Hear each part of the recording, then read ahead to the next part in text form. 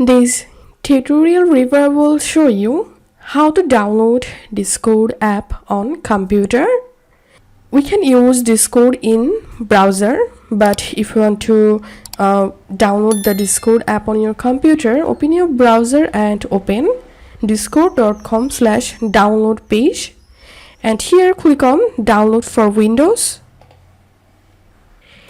and the Discord installer will be download.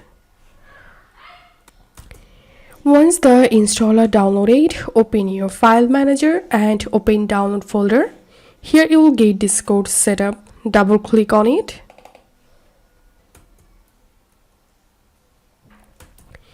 And the Discord app will start to install on your computer, and it may take some time. It depends on your internet connection. So once you installed the Discord app, you will jump into the login page. Now from here, you can easily log into your Discord account. So this is how we can install Discord app on computer. If you find this video helpful, don't forget to subscribe Tutorial River. See you in the next video.